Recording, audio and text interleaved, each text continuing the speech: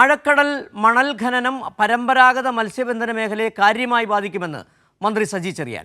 ഇക്കാര്യം രേഖാമൂലം കേന്ദ്ര സർക്കാരിനെ അറിയിച്ചിട്ടുണ്ടെന്നും മന്ത്രി പറഞ്ഞു. കേരളത്തിൻ്റെ തീരദേശ മേഖലയിലുള്ള മത്സ്യത്തൊഴിലാളികളുടെ ജീവിതത്തെ ബാധിക്കുന്ന പ്രശ്നമാണ് സർ. ഈ ഖനനം ഇപ്പോൾ 20 നോട്ടിക്കൽ മൈൽ അധികാരമുള്ള സംസ്ഥാനത്തിൻ്റെ പരിധിക്ക് അപ്പുറത്തേക്ക് ആഴക്കടലിലേക്ക് ഉൾപ്പെടെ നടത്താൻ വേണ്ടിയാണ് കേന്ദ്ര ഗവൺമെൻറ് നിശ്ചയിച്ചിട്ടുള്ളത്. ഇന്നിപ്പോൾ 1 മാസം കൂടി അതിൻ്റെ നടപടിക്രമങ്ങൾ നീട്ടിയെങ്കിലും അപകടകരമായ ഒരു അവസ്ഥയിലേക്ക് പോകുന്നു. ബഹുമാനപ്പെട്ട മുഖ്യമന്ത്രി ഇതിൻ്റെ പ്രമേയം യോജിച്ച് ഇവിടെ നമ്മൾ അവതരിപ്പിച്ച് പാസ്സാക്കി കേന്ദ്ര ഗവൺമെൻറ് ശ്രദ്ധയിൽപ്പെട്ടിട്ടുണ്ട്.